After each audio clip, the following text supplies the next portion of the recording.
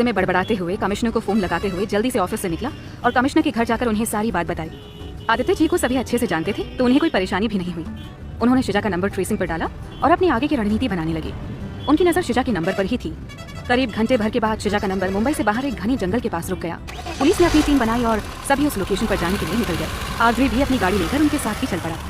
वहीं दूसरी तरफ वो कार एक जंगल में जाकर रुकी। उन तीनों बदमाशों ने उन अंकल को और उनके ड्राइवर को गाड़ी से बाहर निकाला। उनके मुंह को बांधा हुआ था और उन्हें पकड़कर जबरदस्ती लेकर जाने लगे। कार रुकते देख शिजा ने भी अपनी बाइक काफी पीछे रोक दी ताकि उन्हें शक ना हो। उसने अपनी बाइक को देखा और उससे बोली, यार दोस्त देख, आज तो कमाल हो गया। एक तो आज जिंदगी में पहली बार अपनी इन दोनों आंखों से मैंने किडनैपिंग होती हुई देखी है और उन्हें बचाने का मौका भी मिल गया। ये सब तो फिल्मों में देखती थी यार, आज रियल लाइफ में देख रही हूँ। चल अब तू यहाँ आराम कर, मैं थोड़ी देर बाद आती हूँ। तब तक तू मेरे सन्मा का इंतजार कर, ठीक है? उसने बाइक के बैग से कुछ जरूरी सामान निकाला और अपनी जेब में रखती हुई बोली, हाँ तुम्हारी जरूरत पड़ेगी मुझे। अगर उन छछूंदरों ने कुछ उल्टा सीधा बोला तो बदला तो लेना ही होगा ना। शिजा ने बाइक छिपा कर लगा दी ताकि किसी को भी नजर ना आए। उसने अपना फोन साइलेंट पर किया और आगे बढ़ गई। वहाँ कार के पास आकर देखा तो आसपास कोई घर भी नहीं था। वो सोचने लगी आखिर ये लोग कहाँ गए हैं। तभी उसे कुछ खिसकने की आवाज सुनाई दी। वो जल्दी झाड़ी की आड़ में छिप गई। तभी वहाँ एक दरवाजा खुला और वहाँ से दो आदमी निकले। उन्होंने अपने चारों तरफ देखा, फिर वहीं एक पेड़ पर लगा बटन दबाया जिससे दरवाजा बंद हो गया। वाह यार, क्या चकमा देने का काम किया है इन लोगों ने। मतलब कोई भी देखे तो धोखा ही खा जाए। देखने से तो कोई भी नहीं कह सकता कि यहाँ कोई घर भी होगा। सभी को लगेगा जैसे जंगल है और पेड़ पौधे लगे हुए हैं। शिजा ने अपने मन में सोचा। उधर आद्री को शिजा की ही चिंता हो रही थी। उसने शिजा का नंबर ट्राई किया मगर फोन साइलेंट होने की वजह से शिजा का कोई पता नहीं चल पा रहा था। उधर आद्री को घबराहट हो रही थी। उसका मन वैसे भी 4-5 दिनों से बेचैन था। पता नहीं क्यों पर उसे शिजा को खोने का डर लग रहा था। उसे शिजा की चिंता हो रही थी। एक तो वो फोन भी नहीं उठा रही थी। जहाँ शिजा छिपी थी वहाँ बस चारों तरफ पेड़ ही पेड़ नजर आ रहे थे। देखने वालों को यही लगता कि यहाँ सिर्फ जंगल है, पर सामने दीवार पर जंगल की पेंटिंग बनी थी जिसे देखकर कोई नहीं कह सकता था कि ये एक पेंटिंग है। ऐसा ही लगता जैसे यहाँ जंगल है। उस दीवार की दूसरी तरफ एक आलीशान घर था जिसके बारे में सिर्फ उन्हीं लोगों को पता था। शिजा को समझ नहीं आ रहा था कि वो अंदर कैसे जाए। सामने वही दोनों आदमी खड़े हुए थे। वो चुपचाप छिपे हुए उन्हें ही देख रही थी। उसने अपना फोन निकाला और आद्री को मैसेज टाइप कर दिया। फिर उसने उस दीवार की कुछ पिक्चर्स खींची। वो पिक्चर्स सेंड करने ही वाली थी कि तभी उसे अपने कंधे पर किसी का हाथ महसूस हुआ। उसने अपना हाथ झटका पर अगले ही पल उसकी आंखें हैरानी से फैल गईं और उसने जब पीछे मुड़कर देखा तो सामने वाला एक आदमी उसके पीछे खड़ा उसे ही घूर रहा था। उसने जल्दी से अपना फोन छिपा लिया। शिजा ने एक नजर उसे देखा, फिर अपने सामने देखा।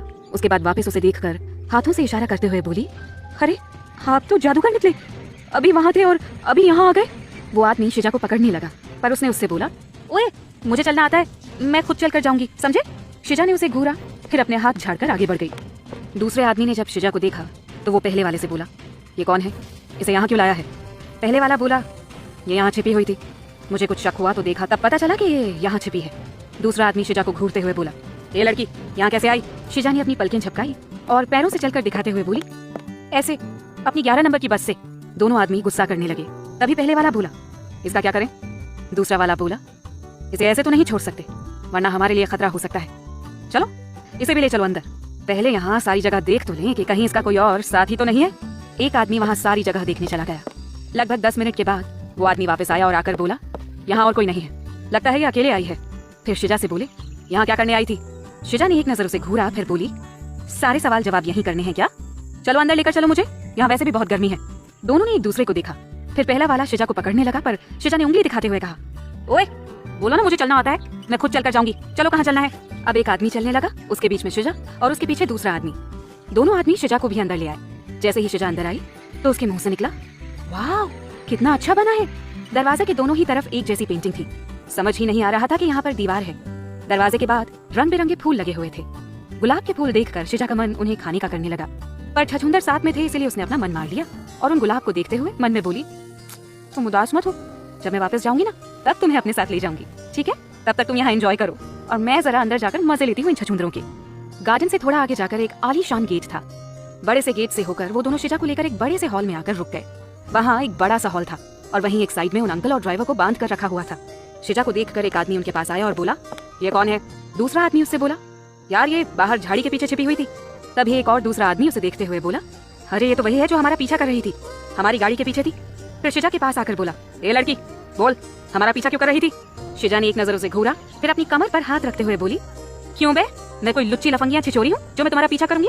और वैसे भी तुम लोग मेरे आगे आगे चल रहे थे, तो मैंने तो फिर पीछे चलना ही था ना। और तुम लोगों से किसने कहा था कि मेरे आगे आगे चलो? चलना था ना मेरे पीछे। आए बड़े, एक तो मेरे आगे आगे चल रहे थे, ऊपर से मुझे ही दोष दे रहे हो। उनमें से एक आदमी बोला, भाई लगती भी है लुच्ची शक्ल से, उसने बोला और हंसने लगा। क्या तुमने मुझे लुच्ची बोला? तेरी तो मैं ना तेरा सिर फोड़ दूंगी। नहीं सिर नहीं, मैं ना तेरा खून पी जाऊंगी। फिर थोड़ा सा रुक कर बोली, नहीं मैं कोई वैम्पायर थोड़ी ना हूँ जो इसका खून पीऊंगी। और वैसे भी मुझे तुम लोगों का खून पीकर तुम जैसा छछूंदर थोड़ी ना बनना है। पता नहीं कैसा खून होगा, मुझे तो सोचकर भी घिन आ रही है। ये शिजा ने अजीब सा मुंह बनाकर बोला। फिर उसकी तरफ देखकर मन में बोली, तुम ना बचकर रहना मुझसे। तुमने मुझे लुच्ची बोला ना, बदला तो मैं लेकर रहूंगी। मौका मिलने दे फिर बताती हूँ। तभी दूसरा आदमी बोला, बांध दो इसे भी उनके साथ। वो शिजा को पकड़ने लगा, पर शिजा ने उसे आंखें दिखाते हुए कहा, बोला ना पकड़ने की जरूरत नहीं है, मैं खुद चल सकती हूँ, बताओ कहाँ चलना है। शिजा बोलती हुई उन अंकल और ड्राइवर के पास चली गई। उन लोगों ने उसके हाथ पीछे की तरफ बांध दिए। वो उसका मुंह बांधने लगे कि तभी शिजा बोल पड़ी, अरे मेरा मुंह बांध दोगे तो तुम्हारे सवाल का जवाब कैसे दूंगी? तुमने तो पूछा भी था ना, कौन हो तुम, यहाँ कैसे आई हो, किसके साथ आई हो, क्या करने आई हो, ब्ला ब्ला ब्ला। तभी उस आदमी ने उसे शिजा का मुंह ना बांधने का इशारा किया। दूसरा आदमी उसके हाथ बांधकर दूर हट गया। तभी उस आदमी ने शिजा से पूछा, अब बताओ यहाँ क्या करने आई थी? शिजा ने उसकी तरफ देखते हुए कहा, घूमने आई थी। वो क्या है ना, शहर में रह रहकर थोड़ा बोर हो गई थी। फिर थोड़ा सा रुक कर बोली, फ्रेश एयर मतलब समझते हो ना, मतलब ताजी हवा, समझे आप? ताजी हवा खाने आई थी और फिर सोचा यहाँ अपने दोस्तों से भी मिल लूंगी। बस आ गई। दोस्तों से मतलब यहाँ तुम्हारे दोस्त भी हैं? उस आदमी ने सतर्क होते हुए पूछा। तो शिजा बोली, हाँ है ना, वो तो यहीं रहते हैं। कौन है वो? उस आदमी ने थोड़ा सा सख्ती से पूछा। तो शिजा बोली, जंगली जानवर, वो मेरे दोस्त हैं, वो भी बहुत पक्के वाले। पता है मैंने तो उन्हें पाला भी है, सांप, शेर, चीता और खरगोश, ये मेरे पालतू हैं। कभी चलना मेरे साथ, मिलवाऊंगी। अच्छा ये सब छोड़ो, पहले मुझे ये बताओ कि तुम लोगों ने हमें क्यों पकड़ कर रखा है? वो आदमी कुछ पूछता, शिजा ने पहले ही पूछ लिया। एक दूसरा आदमी हंसते हुए बोला, तुम्हारी आरती उतारने के लिए। शिजा ने एक नजर उसे घूर कर देखा, फिर बोली, अच्छा अगर आरती उतारोगे ना तो साथ में पूजा भी कर लेना, नहीं तो पूजा नाराज हो जाएगी ना। बाकी सभी हैरानी से शिजा की तरफ देखने लगे और वो अंकल और ड्राइवर एक दूसरे को देखकर मन ही मन बोले, कमाल करती है ये लड़की, ऐसी सिचुएशन में भी इसे मजाक सोच रहा है। शिजा एक बार फिर बोली, अच्छा लेकिन वो सामान कहाँ है? कौन सा सामान? आदमी बोला। तो शिजा अपनी आंखें छोटी करके बोली, अरे बैल बुद्धि, वो आरती का सामान कहाँ है? अक्षत रोली वगैरह वो सब कहाँ है?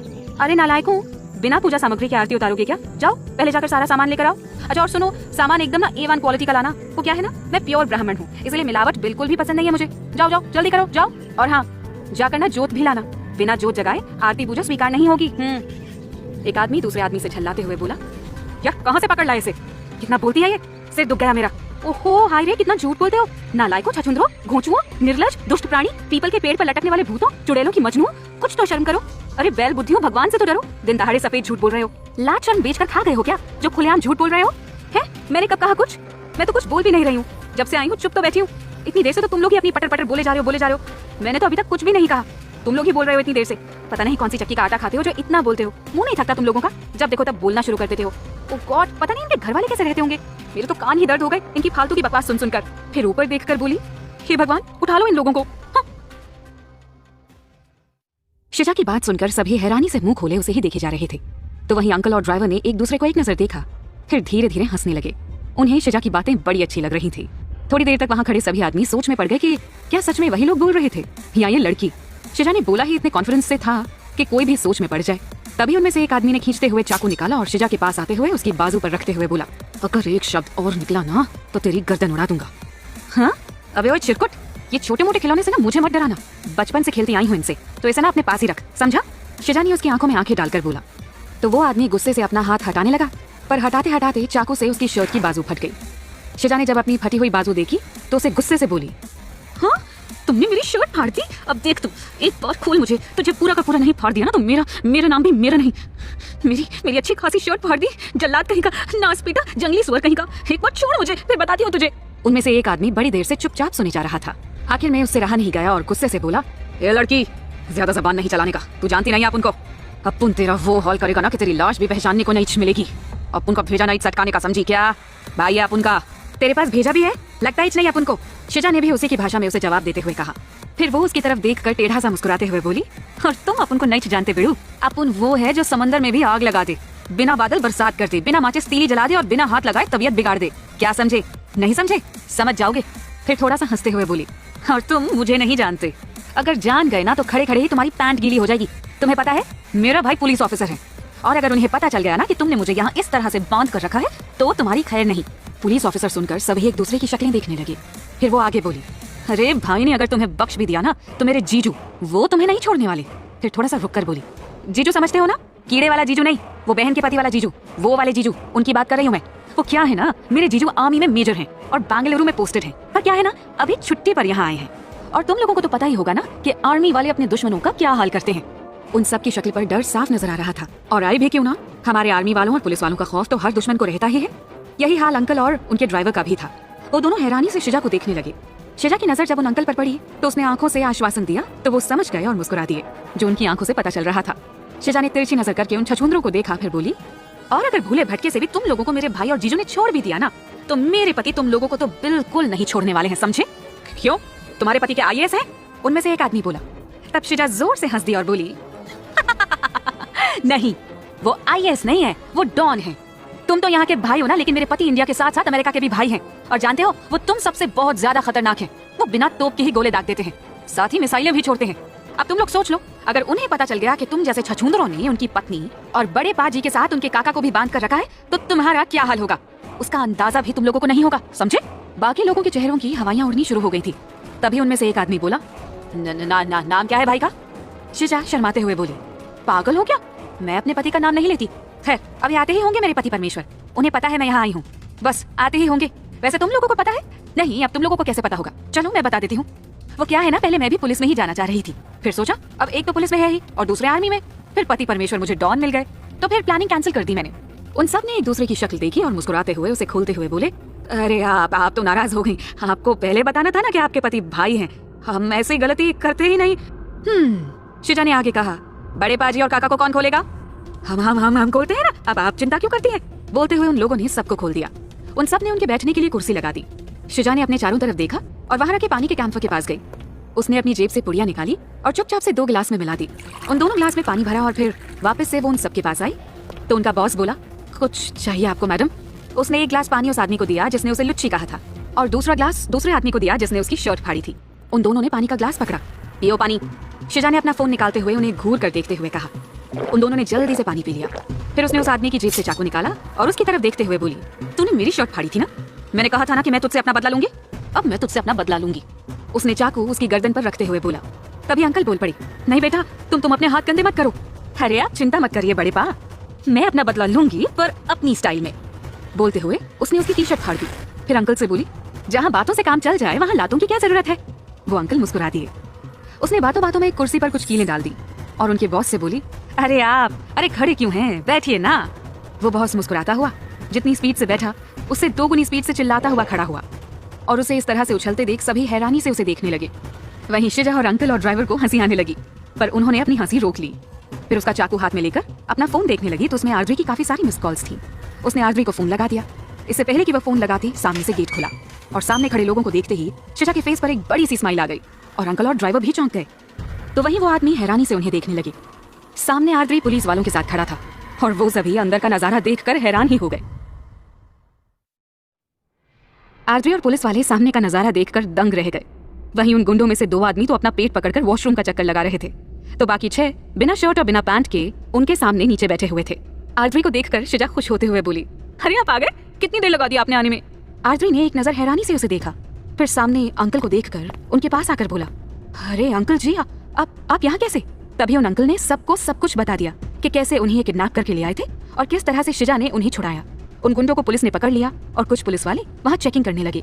तभी उन गुंडों का भाई आर्द्री के पैरों में गिरकर बोला, हे भाई, आप उनको माफ कर दो रे भाई, आप उनको नहीं पता था कि ये तुम इतने बड़े डॉन हो और आप उनको नहीं पता था कि ये तुम्हारी पत्नी है, माफ कर दो रे भाई। आर्द्री और बाकी के सभी हैरानी से उसे देखने लगे। आर्द्री उससे अपने पैर छुड़ाते हुए बोला, कौन हो तुम और कौन भाई, कैसा डॉन? ये क्या बकवास किए जा रहे हो? वो आदमी गिड़गिड़ाते हुए बोला, हे भाई, ये शिजा की तरफ इशारा करके बोला, ये तुम्हारी पत्नी बोली कि इसका भाई पुलिस अफसर है और इसका जीजू आर्मी में मेजर है और इसका पति डॉन है, भाई है इंडिया का और अमेरिका का। उसकी बात सुनकर अंकल और ड्राइवर हंस दिए और शिजा को खा जाने वाली नजरों से घूरने लगे। तभी शिजा उसके पास आई और उसे दूर हटाते हुए बोली, अबे वो बिन कपड़ों के भिखारी, पहली बात तो ना इनसे थोड़ा तमीज से बात करो, ये क्या तू तड़ाक करके बोले जा रहे हो हैं? और आज तक मैंने इनसे कभी इस तरह से बात नहीं की, तो तुम कहाँ के छछूंदर हो? तो आप करके बात करो। और दूसरी बात, ओ बैल बुद्धि, मैं तुझे कहीं से शादीशुदा लगती हूँ? किस एंगल से मैं तुझे मैरिड लगती हूँ? और तीसरी बात, ना तो मेरे भाई पुलिस में है और ना ही जीजू आर्मी में मेजर है और ना ही मेरे पति डॉन है, समझे? तो फिर तुमने क्यों बोला वैसा? और फिर अंकल की तरफ इशारा करके बोला, वो तुम्हारे बड़े पा नहीं है क्या? वो आदमी बोला। तो वो बोली, अगर मैं ऐसे नहीं बोलती तो तुम हमें छोड़ते ही नहीं। वैसे तुम्हें पता है, अगर तुम हमें नहीं भी छोड़ते ना तो भी मैं छूट जाती। और तुम्हारे दूसरे सवाल का जवाब है, पहले नहीं थे पर अब वो मेरे बड़े पा हैं, समझे? और आज के बाद अगर तुम लोगों ने कभी भी भूल से कभी भी इन्हें या किसी और को परेशान करने की भूल की ना, तो अभी तो सिर्फ पैंट शर्ट उतारिए, तब क्या क्या उतारूंगी ना, इसका अंदाजा अपने उन 2 साथियों को देख कर लगा लेना, समझे? उसने उन दोनों की तरफ देखा जिनकी हालत जा जाकर खराब हो चुकी थी। खैर छोड़ो ये सब, अब तुमने इन्हें क्यों पकड़ा ये तो पुलिस तुमसे ही उगवा लेगी। बाकी मुझे तो ज्यादा बात करने की आदत है नहीं, इसलिए चुपचाप चले जाओ। पता नहीं कितनी बातें करते हैं ये लोग भी, जब से आई हूं तब से बोले जा रहे हैं, 1 मिनट के लिए भी चुप नहीं रहे, तब से बोले जा रहे हैं, बस बोले ही जा रहे हैं। अरे कभी तो चुप हो जाया करो, पता नहीं कितना बोलते हो। उफ, मेरे तो सिर में दर्द हो जाएगा अगर मैं इतना बोलूं तो। वो सारे लोग मुंह खोले हैरानी से शिजा को ही देखने लगे। तभी पुलिस उन्हें लेकर बाहर निकलने लगी। छापेमारी में काफी मात्रा में ड्रग्स निकले, सभी बाहर आने लगे। बाहर आते समय शिजा वो रोजेस तोड़ने लगी, पर ऑफिसर ने मना कर दिया कि ये रोज नहीं है, इनमें ड्रग्स हैं, इसीलिए शिजा ने उसे छोड़ दिया। वो जगह सील कर दी गई। बाहर आकर अंकल जी शिजा से बोले, थैंक यू बेटा, अगर आज तुम नहीं होती ना तो हम शायद सही सलामत भी नहीं होते। शिजा उनके हाथ पकड़ते हुए बोली, कैसी बातें कर रहे हैं आप? मैंने आपको बड़े पा सिर्फ ऐसे ही नहीं बोला है, दिल से माना भी है। पता नहीं क्यों पर आपको देखकर मुझे ना यही फीलिंग आई, इसलिए बोला। और जब आप मेरे बड़े पा हैं तो आपको मुझे थैंक यू भी नहीं बोलना चाहिए। पर आप आर्द्री सर को कैसे जानते हैं? बेटा ये मुझे फ्लाइट में मिले थे, तब जान पहचान हुई इनसे। और आदित्य जी को तो मैं बहुत अच्छे से जानता हूँ, मिस्टर सिंघानिया बोले। ओह, शिजा अपने होठों को गोल करके बोली। मिस्टर सिंघानिया शिजा को अपना कार्ड देते हुए बोले, बेटा मैं चाहता हूँ कि कल का डिनर हमारे यहाँ करो, और हाँ अपनी बहन को भी साथ लेकर आना। फिर आर्द्री से बोले, बेटा तुम इन्हें और अपनी फैमिली को लेकर जरूर आना, ठीक है? जी जरूर बड़े पा, मैं अपनी बहन के साथ जरूर आऊंगी, शिजा कार्ड लेते हुए बोली। आर्द्री ने बस एक बार अंदर उसे देखा था, उसके बाद उसने उसकी तरफ एक बार भी नहीं देखा। शिजा समझ गई थी कि वो गुस्सा है। फिर वो बोली, अच्छा अब मैं अपनी धन्नो को भी देख लूं, बेचारी कब से अकेले छोड़ा है उसे, वरना नाराज हो जाएगी। धन्नो, अंकल और ड्राइवर एक साथ बोले। तो शिजा हंसते हुए बोली, मेरी बाइक, उसने कहा और वहां से अपनी धन्नो के पास चली गई। मिस्टर सिंघानिया आर्द्री से शिजा की तरफ इशारा करके बोले, सो बेटा ये वही है जिसके लिए तुम वापस आए थे? आर्द्री मुस्कुराते हुए बोला, जी अंकल ये वही है। मिस्टर सिंघानिया मुस्कुराते हुए बोले, तो क्या प्रोग्रेस हुई? प्रोग्रेस तो हो गई अंकल जी। आर्द्री अपने बालों में हाथ फेरते हुए बोला।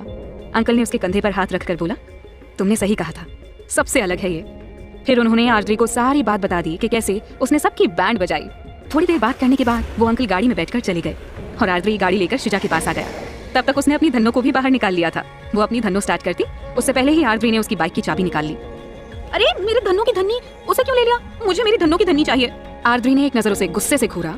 उसका गुस्सा देखकर शिजा ने एकदम से अपनी उंगली मुंह पर रख ली।